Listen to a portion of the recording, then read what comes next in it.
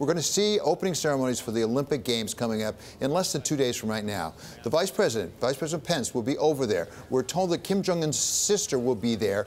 Vice President Pence has not ruled out the possibility of maybe talking with North Koreans. What are the chances that at these Olympic Games there could be really geopolitical events of some significance?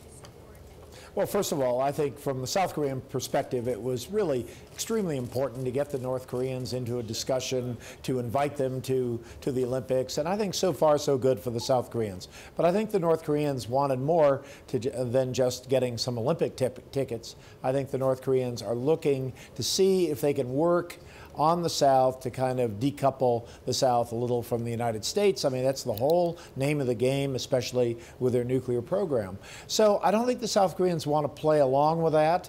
And certainly having Vice President Pence there at the opening of the Games, I think is also very important to the South Koreans. But the question is whether this very influential family member, Kim Jong, whether she will play some kind of at least messenger role. And I would not rule out the idea that will be some kind of at least incidental meeting, if not an actual meeting. So I think we're going to have to stay tuned. So you spent time over there, not just once but twice, as I recall, as a more junior person. You were in the embassy as well. You also negotiated with North Koreans. How material could that be? How much could it advance the ball? At the same time that we have Vice President Pence, while he was in Tokyo, just announcing there will be even further sanctions against the North. I think, frankly speaking, I don't think North Korea has indicated they're prepared to do away with their nuclear weapons. I think what they're trying to do, first with the South Koreans, is to say, look, we can be a responsible neighbor, good neighbor to you, even though we have nuclear weapons. So don't worry about the nuclear weapons. So I think they're trying to say that. They're trying to say that to everybody. And I think the U.S. administration has quite rightly said, no, we're not going to accept business as usual with a North Korean nuclear program. So I think it is an opportunity for the Vice President to get a message very clearly and very directly to the North Koreans that, look, we are prepared to do a lot with you. We're prepared to even eventually normalize a relationship, but we are not prepared to deal with you as a nuclear state. So it's up to you. Do you want a relationship with us and with the rest of the world, or do you want nuclear weapons? Because you're not going to get both.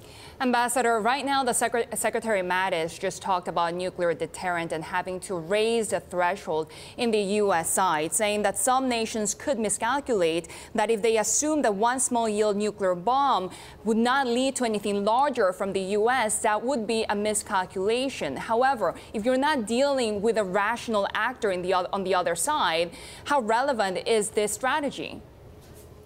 Well, first of all, I think the United States has sufficient conventional capabilities, both in South Korea, in the region. Frankly, we could flow in forces very quickly. We practice that every year, which is why those exercises are so important, that I think we could inflict a devastating blow on North Korea through conventional means. So I know that Secretary Mattis has been talking about the sort of threshold of how you escalate and whether we have a gap in our escalatory capacity, but I don't think it pertains so much to North Korea, because I think we can hit them extremely hard with conventional forces without having to go nuclear. So I think the North Koreans, whether they're rational or not rational, they can certainly figure that out. And I think we've made it very clear over the years. And frankly, one of the problems with the Donald Trump regime or administration is he says no one did anything before him. That's not quite true. There have been many, many U.S. presidents who have made abundantly clear to the North Koreans what is at stake here. And so I think those messages, plus whatever message the Vice President wants to convey in the coming days, I think it's been very clear to the North Koreans.